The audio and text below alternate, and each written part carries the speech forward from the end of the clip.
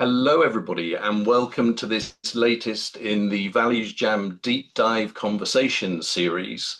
And today we've got the fantastic opportunity to dive into the topic of creativity. So it's going to be fascinating to see where that conversation goes.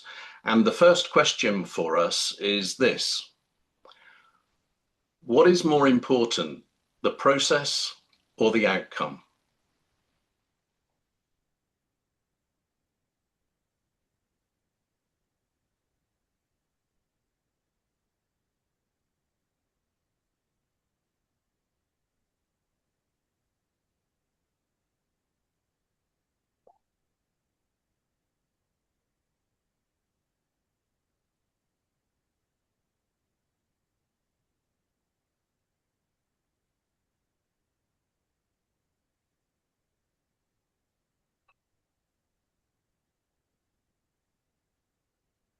I'll go. For me, it's the process. But the process is not much use unless there's an outcome.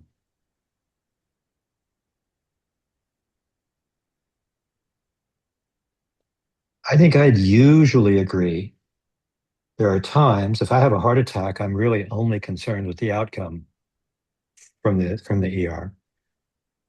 But it's kind of like in research, you're not going after answers, you're trying to figure out the right questions, and then the answers produce. So I think that Steve is in most cases, I'd be inclined the same direction.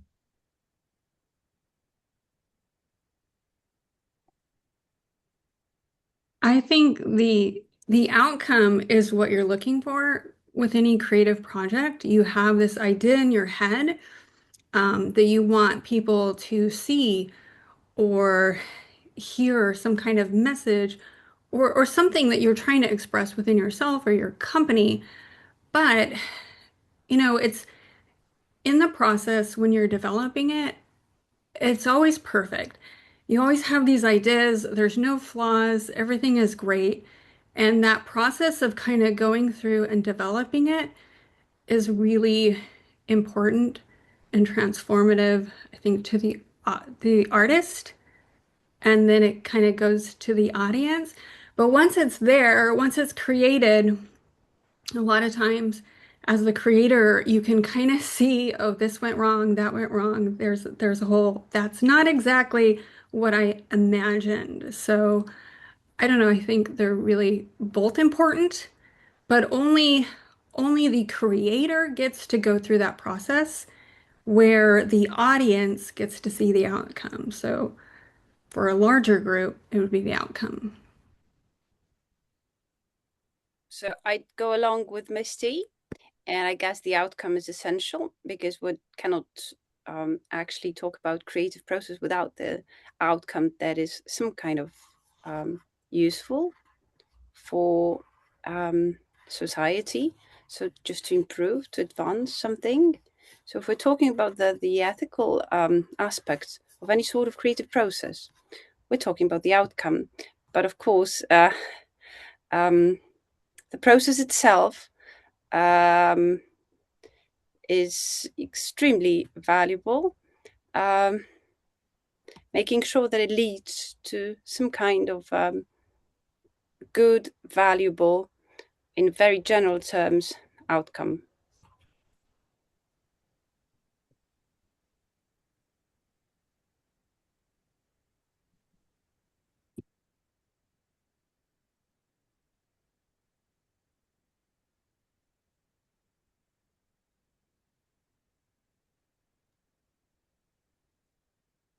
Just thinking about what people have been saying there, it just crossed my mind.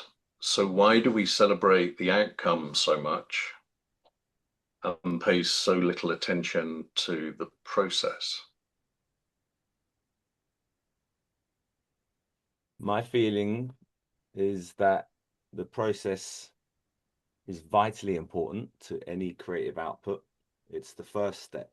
So without that first step, you've got nothing to measure, to review, unless you're really good at Imagineering and you can just see it all being tested and tried out in your mind, maybe there's, but even that is a process if it's in your mind, right? It's a process of thinking.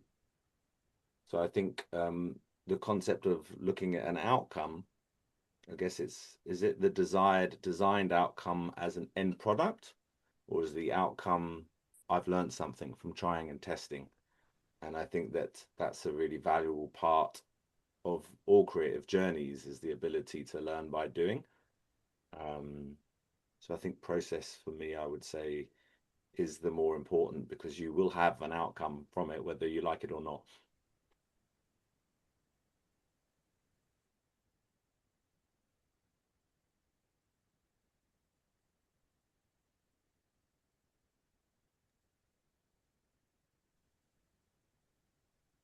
I go next. So this is my first time joining this, so I might not really be yeah, just trying to go with the flow. So for process and outcome, initially, I thought process would be my first sort of has more weight, in my opinion. But then listening to everyone's take on it, I figured it depends on the perspective. It depends on the people involved, the people, the creator of the creative process. For them, I think the process is much more important. Like, for example, for an actor, the process is much more important.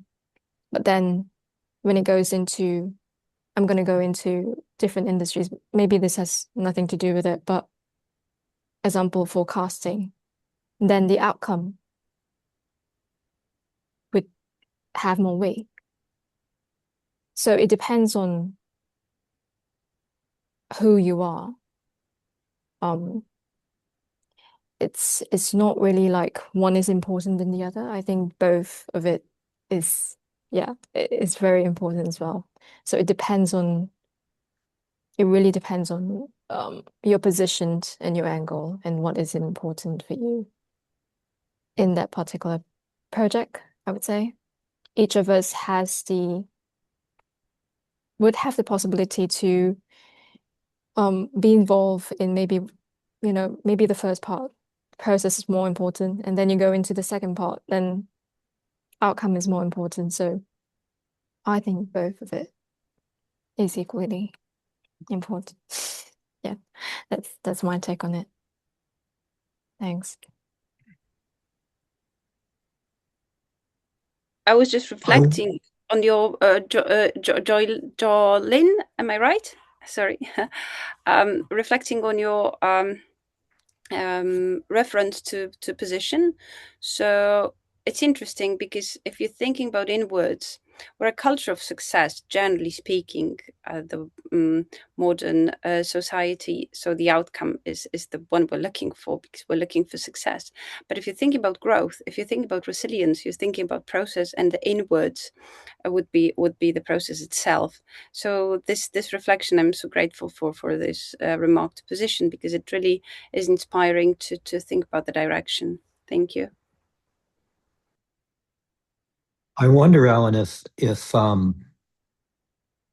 fact that outcomes are easier to measure, quantify, just sort of leads us into talking about them more often.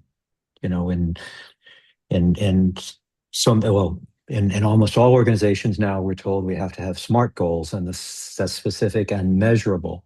And it's very difficult to measure inputs the way it is compared to the outcomes. And so I wonder if that's just the bait in a trap that leads us to some unintended consequences.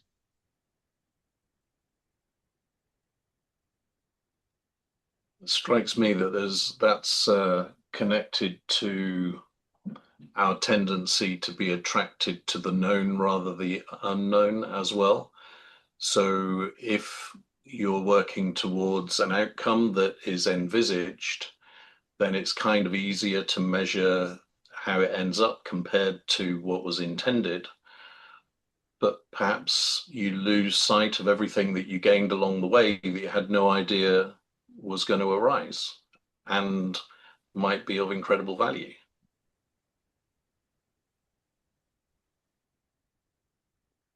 Can't stop myself to build on the idea of the SMART goal, recognizing that after specific and measurable, the model I know says achievable, right? Which kind of says, yeah, you can do it. It's in your pocket. You've got it. Like, and from a creative perspective, is that a stretch for you to make it an achievable goal? Perhaps it could be an audacious goal, so that there is a sense of stretch.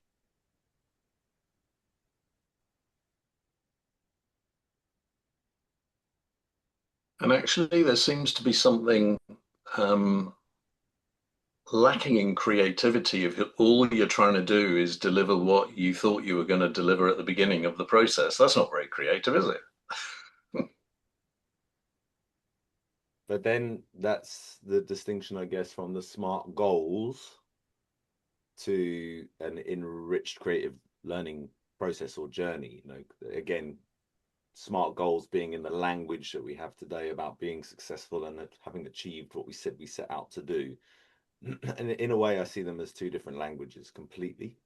I often like to talk about the language of possibility as a creative consultant myself, and in that space, really understanding the power of language to unlock possibility, which is a different type of language that we use when we're defining goals and wanting to measure them.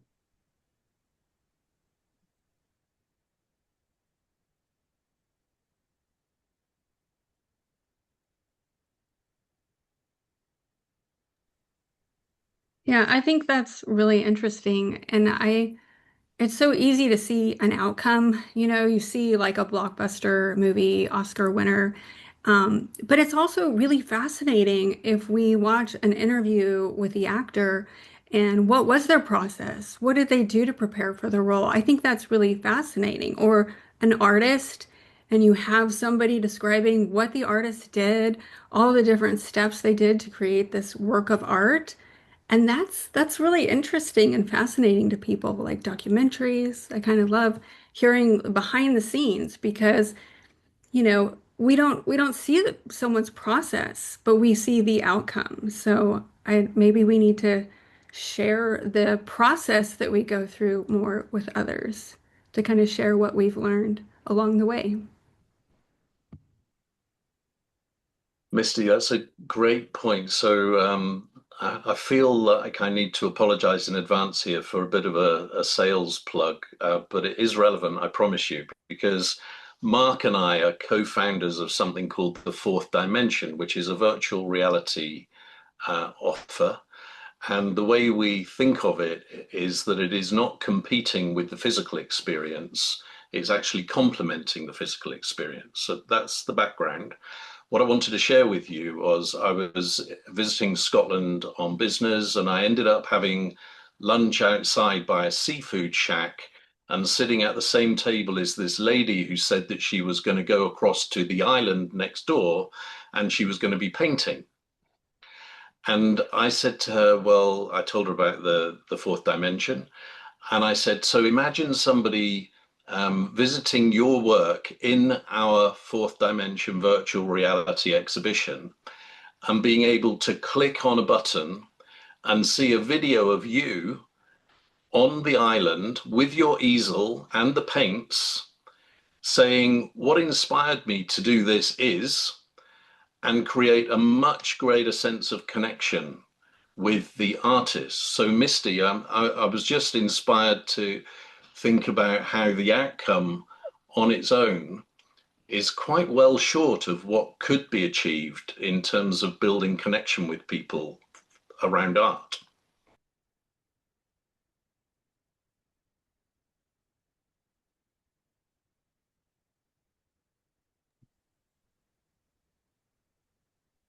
I think Yeah, Alan just oh, sorry, Misty, were you going to speak? it's okay. I think Alan, thinking back to the Bohemian Rhapsody video that we most of us saw, was that song probably didn't start off like that at all in any shape or form. And certainly the video probably didn't start off like that. It was using new technology, wasn't it, of having split faces on the screen, which, by the way, my mum hated because she just wanted to see the band. I remember it, 1976, I think. But I also know I was listening to a podcast about Tears for Fears, and the song Rule the World started off as a song called Stop the War. And they had the song, they had the lyrics, they had the music in the background, and they suddenly decided that Stop the War wasn't going to be very commercially acceptable. So they wrote a song about Rule the World, and that song was about their manager who was becoming bigger than his own boots. So it's, I think, what am I trying to say here? And what I'm trying to say basically is that the process is probably the most important, for me, the most important thing, but you need an outcome. And in business, sometimes you need to make sure that people know what that goal is, but sometimes it takes a different route to get there and things change because you work out things which are better. But creativity for me is about the process, and the outcome, if it's fantastic, is acceptable. Sorry, that was a bit of a ramble. Oh, it was really good though, because it may be that outcome and process aren't actually in opposition to each other. We're pretending that an outcome is it's final. And in fact, the outcome is just that new status quo. It's Hegel's dialectic that as soon as you reach a new status, then inevitably the next things rise up and you're back into praxis of one form or another. So maybe there's a way to look at outcomes as I don't know, stops on the bus line or just way stations as you're going on a longer journey.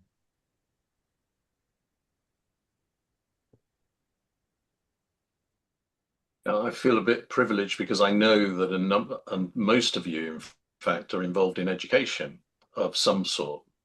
And so this conversation is making me think about how I remember at school, for instance, the best pictures were put up on the wall in the corridor. That's the output. I can't really remember very much about process and much value being attached to it. So if what Glenn has just said is right, what implications would that have on the way we used creativity in education? Well, I think we can refer to a general goal that we're aiming about, finding the pathway towards truth about the world, about ourselves, knowing ourselves. So that if we form education as a route towards understanding the world and ourselves, we're talking about the process generally. So what Glenn says is we've got these outcomes as these moments of stop, like a bus stop, but the route is much longer, and nobody knows where it finishes, and the finish is always individual. But if we look at education as some kind of an individualized pathway towards great understanding of ourselves, others, and the general truths, then the process seems to be, of course, interwoven with the outcomes. But that's the how to put it, that's the pathway, that's the general route, that's how we would define the lifelong learning, the process of creative understanding ourselves and others, when this mean of education is just like this pathway towards knowing thyself, knowing yourself, I guess. Just a reflection on Glenn's metaphor of these, bus stops, maybe not bus stops, I don't know, I cannot find a better word, but that's what I mean, like this pathway of process being the lead. Yeah, I agree. That's a beautiful idea of education is growth and self-development and self-discovery, but I feel like education is really all about just that outcome. You know, what grade did you get on your test? What grade did you get in your class? You know, your GPA is important. What's your test scores? The test scores of the school. Testing is important. Um, all these things, and it's not a lot about process. I really loved Carol Dweck's The Growth Mindset, where she talked about instead of giving kids an F, what if we gave them a not yet? And to look at it differently. Um, and you do see a little bit more of growth minded, but it's not there in the classrooms at all. And, you know, little kids, second graders, have already decided, like, okay, I'm either smart or not smart. You know, these kids are the ones that do well in school. And oh, you need to ask this kid because they're good in school. And it's really unfortunate. I would like to see a change. And if we could put more emphasis on the process and all this, I don't know, it would help society as well if we had people that knew who they were and, you know, and connection to others would be a beautiful society. So I don't know how we put more emphasis on process, but I did like the growth mindset idea for education. I agree with that, Misty. And I like Agta's thing about the journey through in terms of education and life. But I've just thought this now. Exams are part of that process of who you end up being. Whether you learn how to take the knocks that you didn't get a good grade or you did get a good grade, it is part of that process, possibly. So perhaps the bus stops, we're going to use Glenn's bus stops now. Perhaps the bus stops are lots of different outcomes along the way to be able to get to that. Well, I was going to say final outcome, but there isn't one.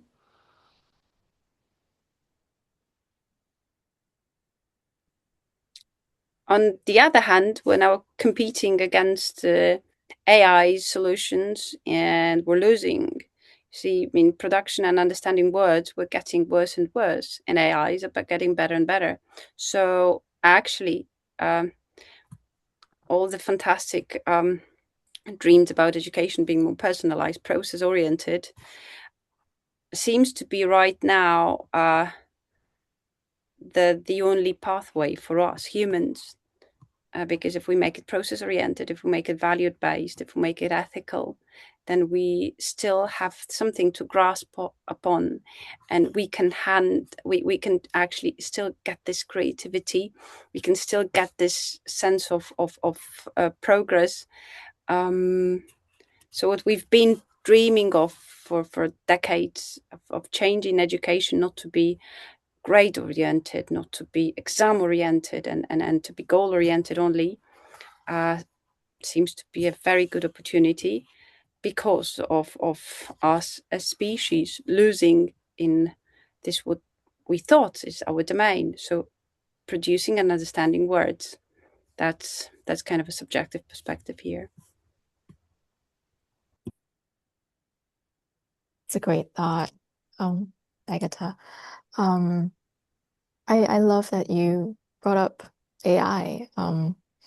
For me, AI sort of it did, you know, I agree with you when it says AI is taking over. Sort of the creativity should still be for the people, I would say, because I do see it firsthand that even people who are in the creative industry start using AI, and it's just some of it I would say kind of ruins it, but some of it there are artists as well who specializes in using AI, robotics, and making art with it, and sort of went down a whole rabbit hole of research. And they do it very successfully with their works in V&A and a lot of other places.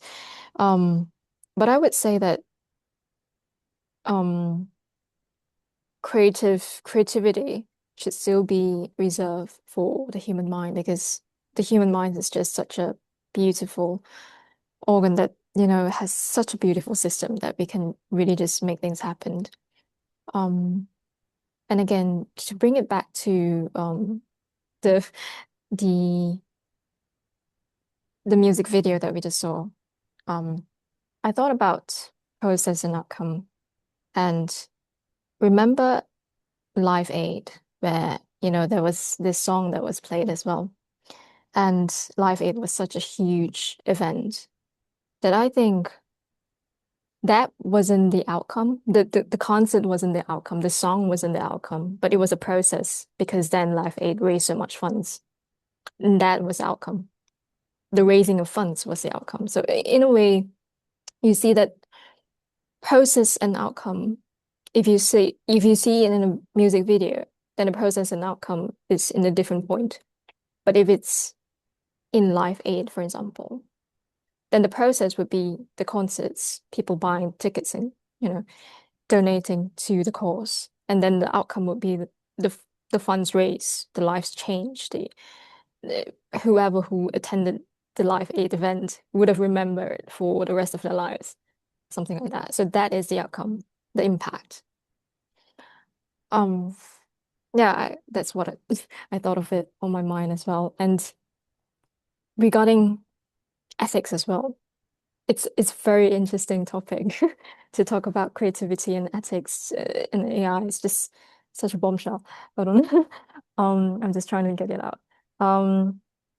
I think people who are creative has naturally a higher tendency to really, really think this through. Like, if I should really just leave it all to a robot to do my creative work or not, because most of it, artists or actors or anything, they would be like, no, I'm the artist. I should be in control of this.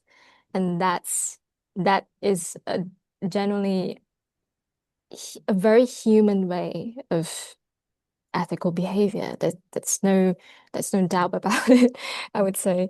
And so when you are in that circle, when you have people who are ethical, then yes, it will bring out of you. But if you are sort of like a content creator that sort of pushing for contents and using AI to just create contents, then you might fall into that sort of gray area, I'll call it, that you just basically want, focus too much on outcome, that you don't focus on the process, which is, for me, isn't fair. So again, that is a very opinionated view, but then that's what I said. Yeah.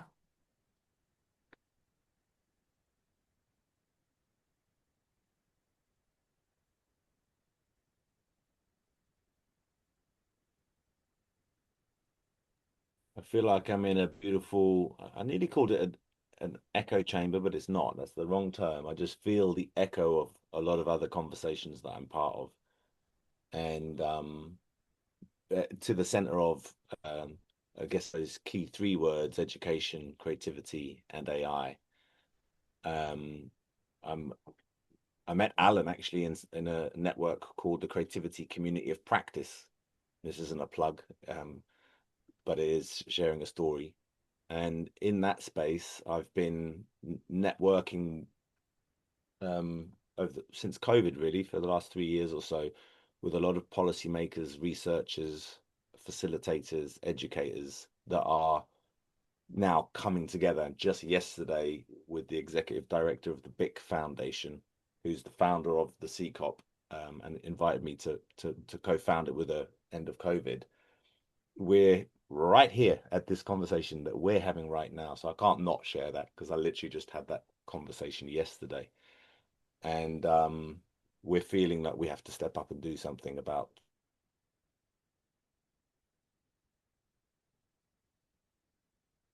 I cannot hear you. Yeah, Mike, your sound went. Oh, can you repeat?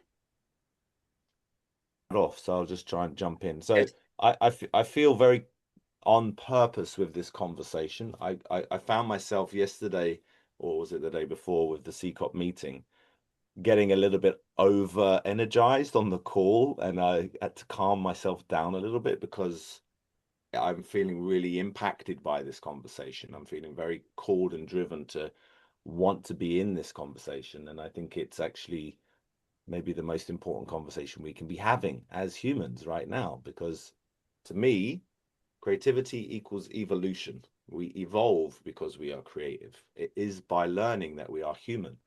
And so the reason the CCOP, the Creativity Community of Practice, is coming together saying, hey, let's have a conversation about ethics, AI, and creativity, it's because we can't wait for business to get it right for AI ethics. They're chasing the dollar. They're not going to slow down. And I hope that we are lucky enough to be in time in the space of education to actually say, well, actually, we shape the future through education. It's the starting point of humans becoming humans. They learn to be humans by being educated. That's what we do when we're the youngest.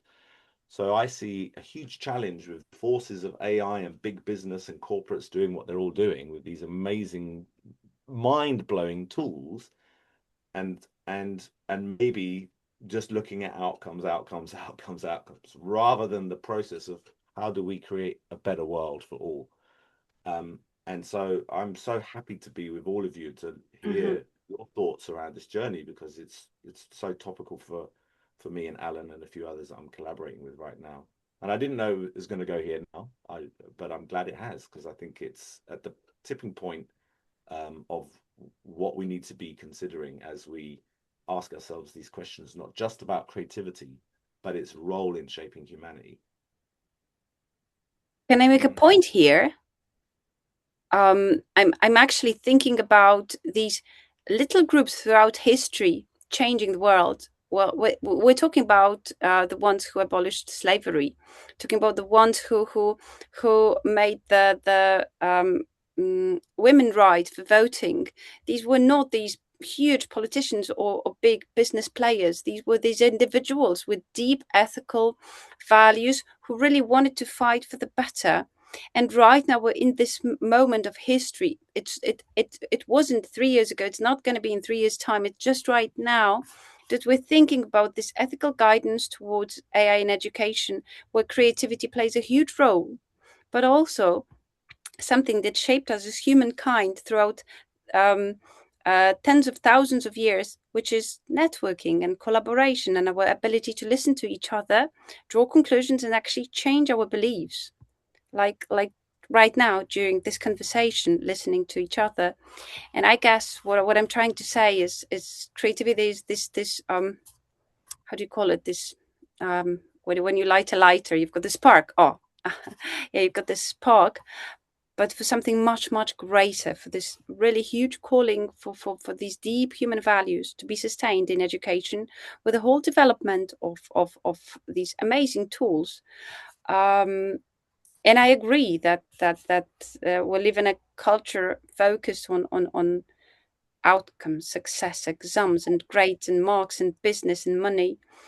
But what makes us real human beings are these values and creativity among them, but also collaboration and deep moral callings that we listen to because we care for each other. So if we add to that this networking stuff, things that we're doing right now, exchanging ideas, it makes sense to take up actions just right now. That's just a brief remark on what I heard from you. Thank you. I agree with you, Agta. Sorry, and I like to think that the world is like that and positive, and that's the direction that we need to be able to go in. And I also like to think that part of the process when people are being creative in whatever they are being creative in, whether it's business or art or music or whatever it is, they have to be able to allow other people to be part of that process. And I think some of the time people block people out because they don't want them to be part of that process because the outcome is more successful for them individually or as a small group than allowing other people to join in. So yeah, that's that.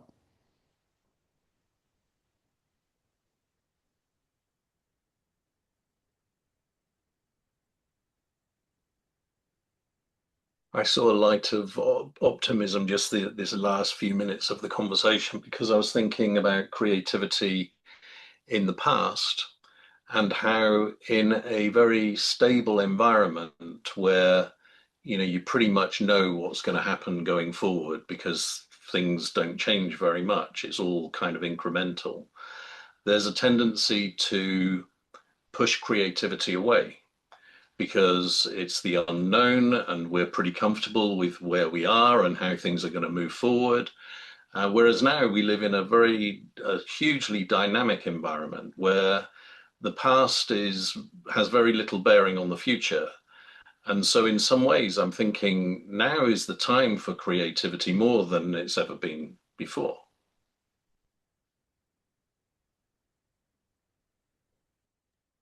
I'm wanting to jump into a whole bunch of sentences that start with imagine if, but I'm going to hold myself down for a moment. Why?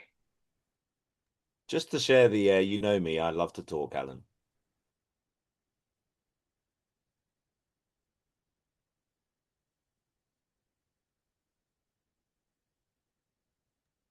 Oh, I'd like to actually push back a bit there. I'm not sure that the nature of creativity has changed. I think what has changed is the scale. And that's that the interconnectedness that we are now experiencing, which is new, um, means that each sort of set of words or set of actions can travel a lot further and interact with a lot more people. In fact, I think that creativity, if you go back not that far, actually, and how accurately people perceived the weather and decided when to plant might have affected whether anybody in the village had food the next winter. So I think that creativity used to be maybe a little more embedded in our physical survival, or at least in the survival of the community. And now it can do other things because of these other opportunities. But that also means that it's running up against a new set of restrictions. And I was just reading the other day, for no apparent reason, a long form article about time zones, which were imposed, at least here in North America, by the railroads, because they needed to be able to tell people when the train was going to arrive. And the simple fact is that noon here was a little bit earlier than noon 100 miles west and still earlier than noon 200 miles west, but you couldn't have 1,500 arrival times scattered across a transcontinental railroad. And so they split the country up into whatever it is, four times, the continent of the United States into four time zones.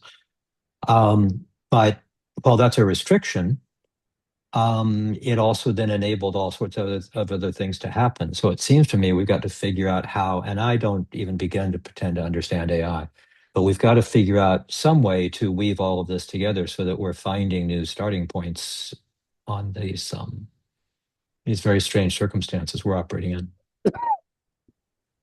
I'd love to jump on that, Glenn, if I may. Go. I think that this idea of the bus stops comes up again, and recognizing that the creative journey, especially when the context is so fast and changing as we are finding ourselves in our digitally connected world, it seems really obvious to me, but I guess we can see it when we talk about it, is that we won't be able, there's no one group that can find a solution for this. If it's a global issue and it's connecting with humanity's future, it's a global conversation. So we have the tools to have a global conversation. How exciting. But also, we're not going to get it right first time. Hey, and brings me the faith quote from Mandela, who said, I don't ever lose, I just win or learn. And I love that because it just speaks straight into the heart of a form of create, not the only, but a form of a creative journey, which is exactly that, the concept of prototyping and learning by doing, being able to reflect and develop those critical skills that enable us to go, not quite actually, but not bad. What do we now need to do to reposition and get it better next time? And so I'm with projects like the Fourth Dimension and a bunch of other things, the CCOP, I'm really seeing that with, you know, human-centered design thinking skills, and a whole bunch of other creative processes that really spell the words inclusive innovation, which is another thing that I'm involved in. It's the whole idea of how do you get as many minds and experiences to the table to enrich, you know, as one of my mentors says, diversity, the superpower of creativity. If you don't have diverse thinking in the room, you're just going to be thinking in one shape form, which is why anybody that creates spaces like this, thank you, high fives, Alan, it's just what the world needs, right? We need more opportunities to listen to each other. And I just like this idea that the bus stops should be moments with solutions that I hope we're all busy with, to kind of go, great, don't worry, you don't have to bake it for the next year and then hope it's going to be the right thing. Rather get out and try something in the next week or month, and then let's talk about that.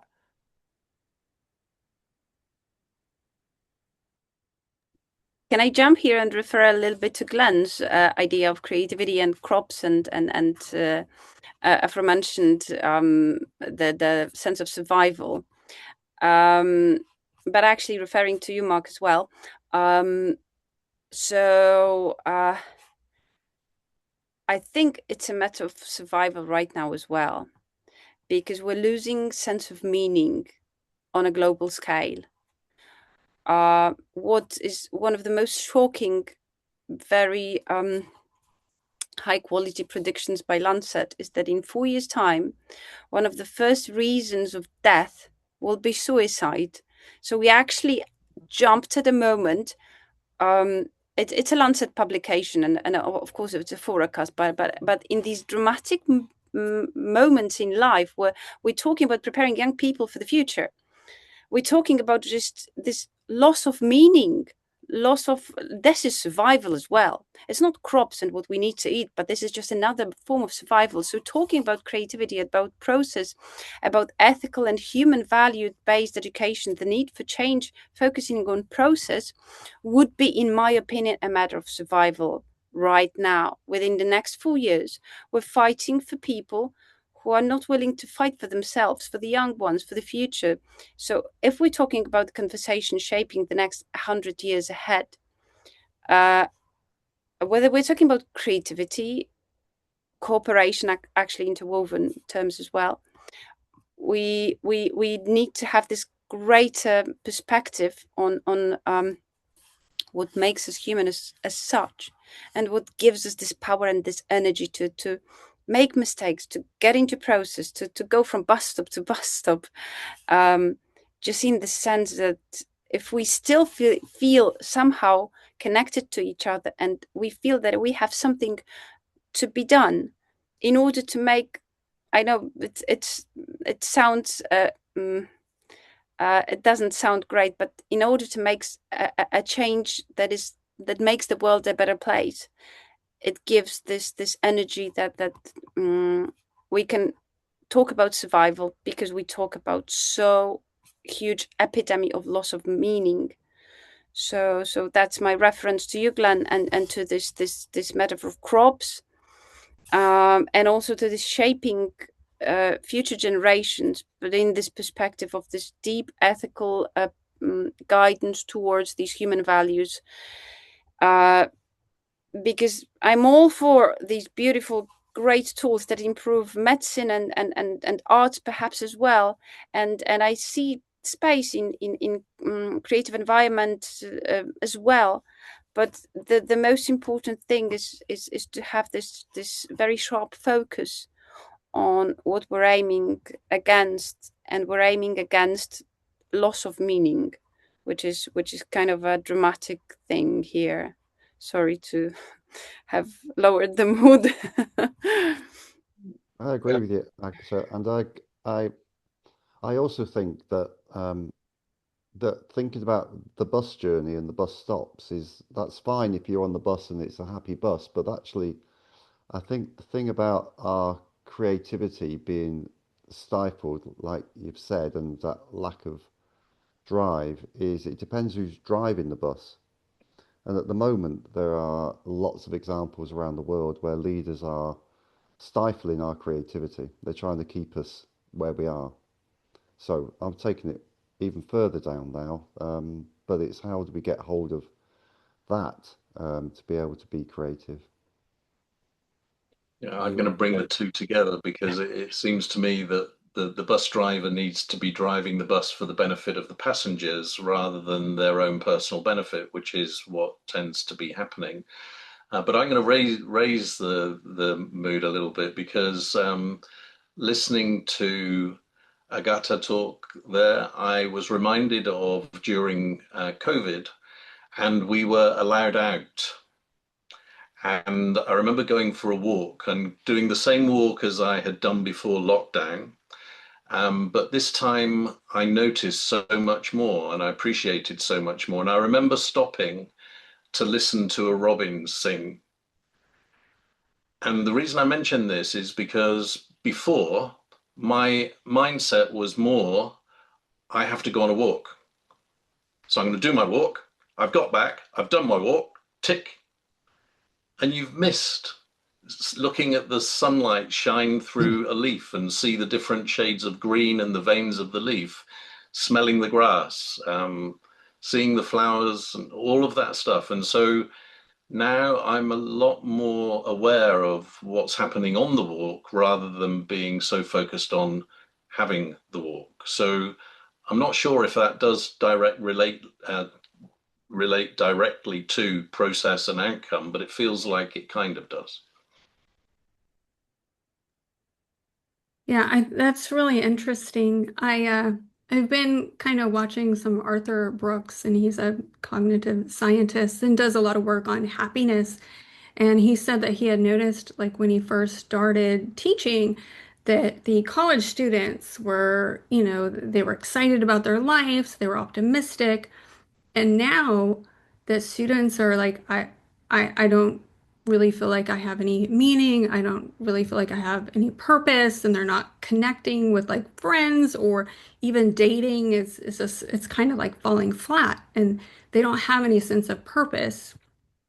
And he talked about how in order to find meaning or know who we are, we really need space. We need boredom. We need time to think. And nowadays with technology, I mean, I worry about, young kids and young people because they've had like phones and smart devices their whole life. And, like little kids, if they're bored sitting somewhere, they're watching something on a screen or on a long car drive, they're watching something on a screen where, we just looked out the window and the landscape. But you need this time in between to think about the big questions. And with all of this technology and smart devices, we're very left mind focused and on outcomes and this and that. But it's really when the right side of the brain lights up and we're thinking about relationships and all the kind of the unknown that you were talking about, the things that don't have answers. Why am I alive? Why am I here? How did this happen? Like all these questions that really have no answers, that's what gets us excited. And he was talking about the relationship with his wife and why it works is because of this human element. He can never fix his marriage. He can never, check that off the list. It's this live dynamic relationship of highs and lows and all this, and that's what makes life exciting. And it was pretty fascinating to me. And I don't know that kids are bored anymore. We need that space to be creative and to think. I don't know how we can add that back to children. Even my nephews and niece, they're just that those phones and screens and are so addictive. Hmm. Okay, I'd like to add on to what the conversation has been going on. I really love this dynamic. To talk on how technology has been, taking over and all that, I would like to say that it depends on your mindset, really, because I've come from being into advocating for sort of AI safety as well, so I understand very interestingly, this topic, very coincidentally as well. So I myself has also taken a different route from basically from tech into arts. And so I love it because it's such a different shift from mindset, because in arts there's dance, there's drama, there's maybe filmmaking or anything. And it's such a process that really brings you out, even if you use a lot of technology, like producing and stuff, you will use technology in it. And with new technology, there's so much software that uses AI, but it's also what you do with it. Again, like I guess I said, the ethics. If you use AI to create something that is going to be impactful, that brings up more sort of positivity, or maybe make people talk about or discuss, converse about the use of AI or the positivity around it, it would multiply into example if I would use AI to produce music, and then that music would went on and be like a healing medium for a lot of people. Maybe it's a classical music, maybe it's a sort of like a film score or something. Then that would be a positive impact. But again, even if you would come from a different like businessy kind of background and wants to use AI just to benefit your business or just to profit, then that would be different, of course, ethics. But I think there's a fine line. There's so much more experiment that can be done when you approach things from a creative mindset. In arts, in dance, there's a lot of focus and emphasis on process in every movement, in every maybe stroke or something, that there's so much more process in it that people don't really see. You maybe go to a gallery and just see like, oh, there's a painting on the wall, but what is that process behind it? And people who are into art see all the processes, know where to find it. And it also embeds so much, I think in art as well, like drama or something, it embeds so much human connection and emotions that even if you are from sort of like an outcome emphasis kind of person, you might miss all that. That's what I see now, because I basically just from a very different point of view, just flowing through it, and I learn now to see more of something that I've missed in the past. And yeah, it's a beautiful process. And it educates you in in a way. Arts also sort of educate you in so many things, in history and what happens in the 15th century, what happens in the 18th century. Like if you read through poetry and literature from like William Shakespeare, you learn so much. You learn so much from like opera or ballet. There's so much things that even if you focus on the outcome, you sort of, or maybe if you emphasis on policy or regulation, with some very hard things, very, very hard things. Business is also very hard things now for me. Um, it's sort of like a different mindset because you really miss a lot. Yeah. And I think arts and education and AI, if you use it well, if your intention is well, then it would sort of manifest into something that is beautiful. Yeah. That's all I say. Thank you, Joylyn. I would just like to make a remark. I'm so grateful for this picture of ethical guidance being some kind of a like road sign that leads us towards combining these arts and AI and generally, if we know the direction, we will get there sooner or later. And I'd like to just refer to this moment when you look at the piece of art and you think about the process, but also to what Misty says about this boredom, because for both of them you need space. And actually, I can share a very, very short thing. I've been working throughout the past couple of weeks, because I've been preparing my TEDx talk, and I was thinking about just very, very brief and summarized one easy fix how to prepare kids for the future. And I actually analyzed a World Economy Forum report of 27 competences that are very important on the future job market, actually creativity amongst them.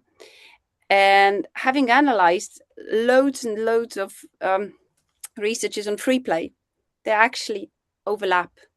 So what fascinated me and what I wanted to focus upon, that we have this amazing power as human beings for thousands of years, preparing ourselves for the future, for resilience, for creativity, for collaboration, which is free play.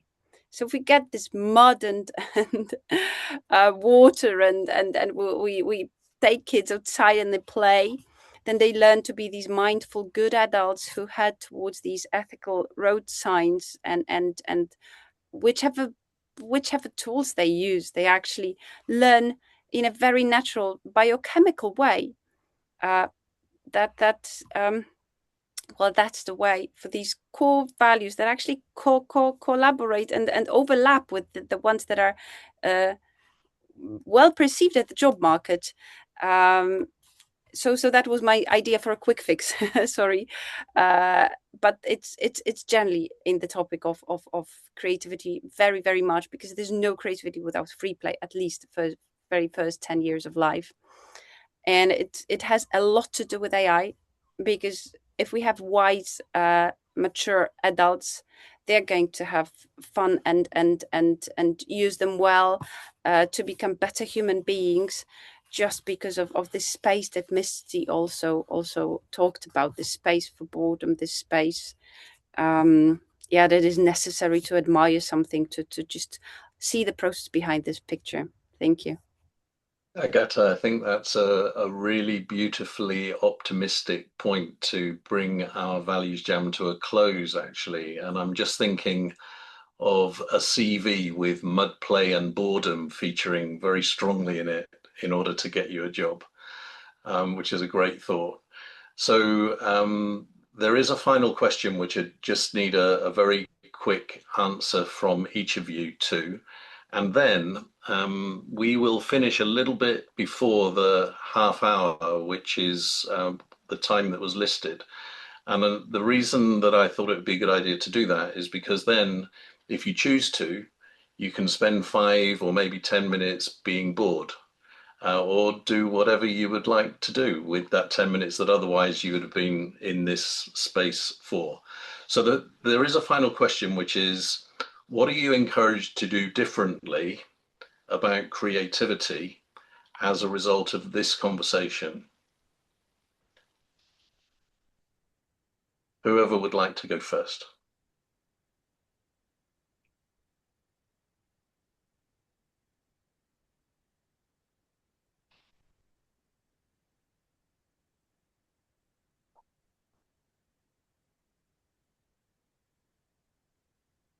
I can actually say that after Joy Lynn's remark, I'm encouraged to try out more AI in creative process. So that's something I'm left with. Thank you. Thank you, Agatha.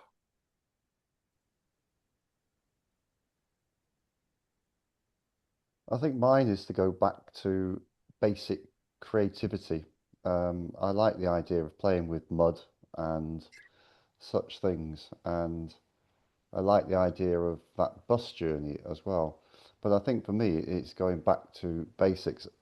Halfway through, I've thought of this book that someone on the interview, I was interviewing this head teacher, came up with this. I don't know if you've seen this book, The Dot, Peter Reynolds. And I just thought that's the whole point of process. But for me, it's stripping some things out and going back to basics. Thanks, Stephen. I don't know if you did that on purpose, but you talked about the dot and you said that's the whole point. Good one. Of course, I did it on purpose. But that's part of the process, Alan. Who else?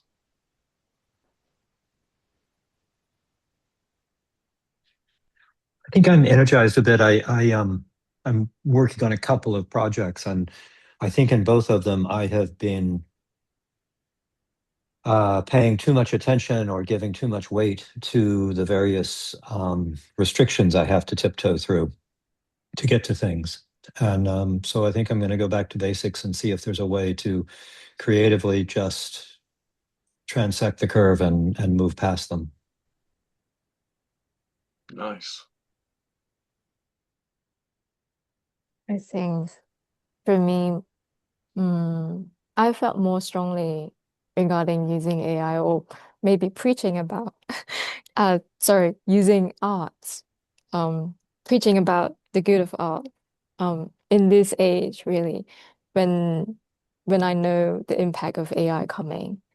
Um, and it's just such an important time to really dive into your natural human sense and focus on human connection as well, because there's so many more opportunities for people to really connect, I think through arts and the making of arts sometimes as well.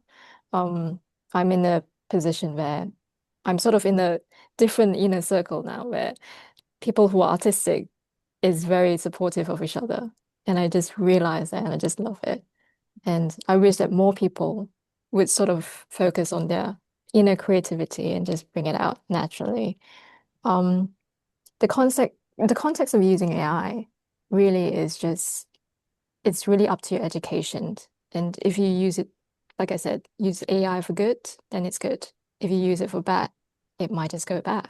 So yeah, you really have to just sort of tap into your very human core, very primal ways, I'd say. Go back to basics. Yeah. Thanks, Johnny. Mhm. For me, I think I'm going to try to enjoy the process a little bit more. Um, it's always after you've gone through the process and you look back that you think, oh, wow, look at all this stuff I've learned. But a lot of times going through that process is very difficult. And, it's a struggle and it's hard. And it requires some suffering. And, we like to be comfortable. We don't want to suffer. So to kind of embrace that a little bit more. And also, I'm not really sure how yet, but to look for ways to share the process with others. Because I really like that idea. I'm not entirely sure how to do that, but that's where like all the good stuff is, where we learn. So I'm gonna look for that. Thank you.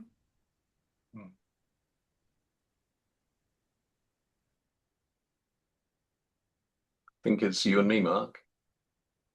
Okay, perfect. I'll jump in then.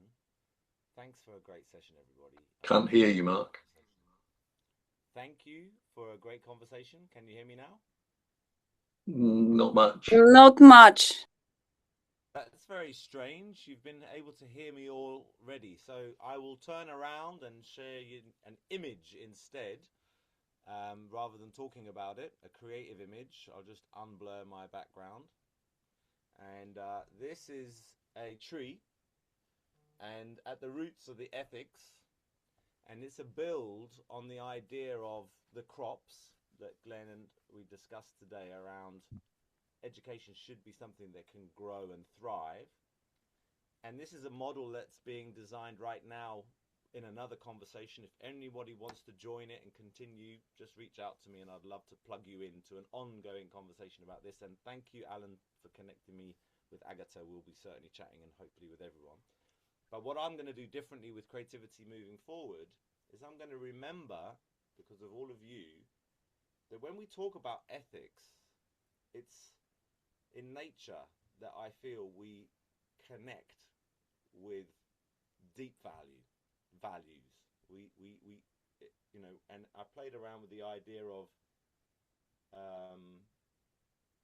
if Mother Nature is like the be all and end all of creativity, Gaia itself, then playing around with the idea of the nature of creativity and the creativity of nature. And from an ethical perspective, bringing in a tree and ensuring that the ethics are the thing that we get right in the soil from the beginning. I'm going to continue to remember the other field of work I've been very interested about, which was all about ethics learned in permaculture, where we just say, how might the ethics of permaculture, which are sound, natural connection to that which we come from, and how might those ethics, which are people care, fair share, and earth care, and how could those ethics inspire education in collaboration with AI, is what I'll be taking away from today's meeting. Thank you. Thank you, Mark. The volume was very low, but you talked about creativity and nature and creativity, and you reminded me of some conservation education projects in Africa where they're taking a bunch of kids out into the wild and getting them to learn from nature. So, you know, the sweat on a hippopotamus and stuff like this, and what can we learn from that, and how could we apply that in other parts of our lives? It's wonderful to see. For me, my takeaway from this conversation is going to be really helpful, because I'm a bit overly focused on excellence sometimes, and so I'm going to keep this thought that the outcome is just another bus stop. Because that's going to help me realize that it's just another bus stop. You know, it doesn't really matter, but there's going to be another one further down the line. So don't get so consumed with making or trying to make sure that everything is exactly as it should be.